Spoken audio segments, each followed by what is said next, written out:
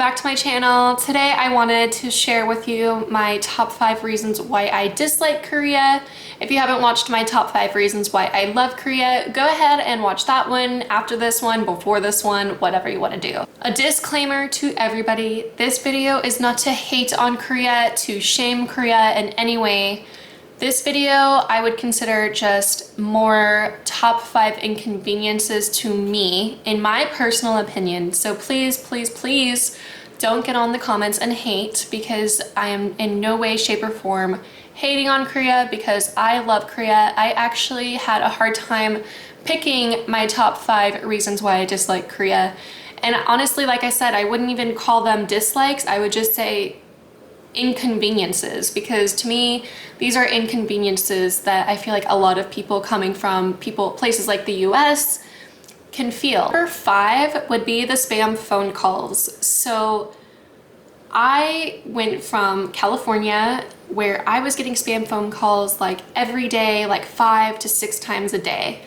And I thought when I came here to Korea that would no longer be a thing, but apparently it exists everywhere. I was told that this morning from Garrett, so I feel like an idiot, but the spam phone calls are ridiculous and I thought I was gonna get away from them.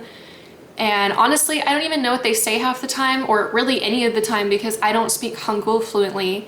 So yeah, that's really hard for me. And then sometimes when you order a package from like Gmarket or Coupang, which are like, I would consider like the Amazon of Korea, they will call and speak Hangul, and I'm like, hello, do you speak English? And half the time I just hang up because they just keep saying 안녕하세요, 안녕하세요.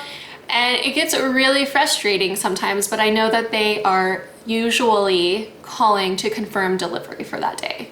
So if you are coming from the States or anywhere else that does spam calls, you are not getting away from them. Number 4 is a no-brainer. I think this is going for everybody when I say the language barrier is so hard sometimes. I feel like Korean is a really, really, really hard language to learn. And, you know, it's just not fun when you have no idea what somebody's saying to you. Thankfully though, we have Korean friends that are very helpful with the translation. We have apps that are somewhat helpful with translating. I also have a few apps that are teaching me some Hangul, and I have a few books that are helping me.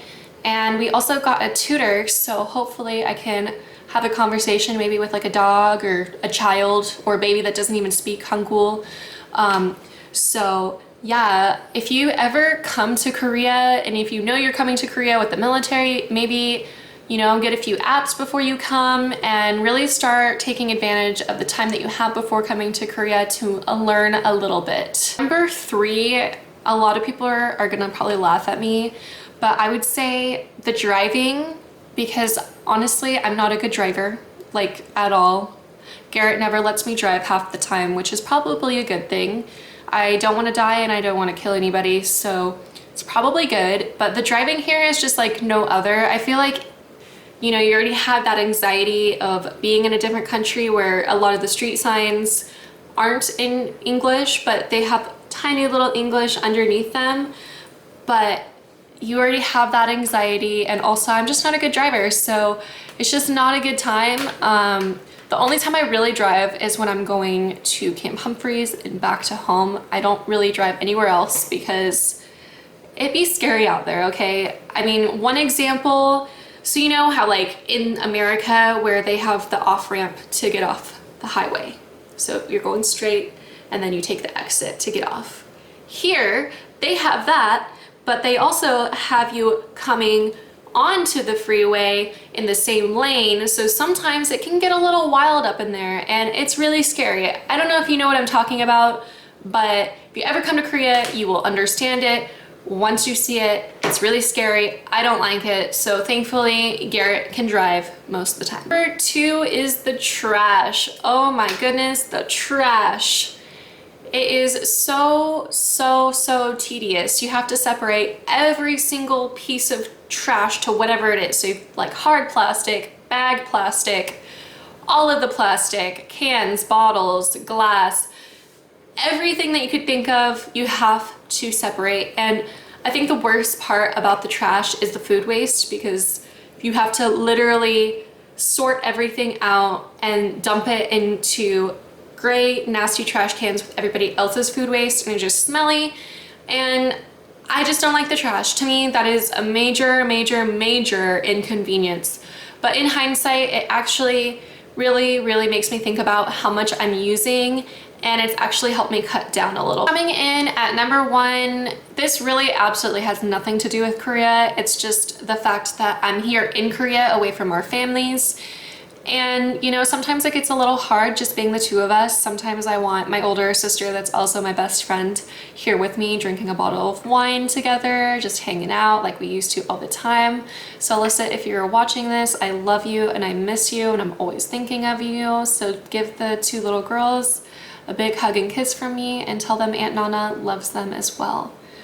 But in hindsight, I'm very, very, very thankful that we are away from our families at the same time, just because this really gave us time to grow as a couple and really, really appreciate one another, figure us out.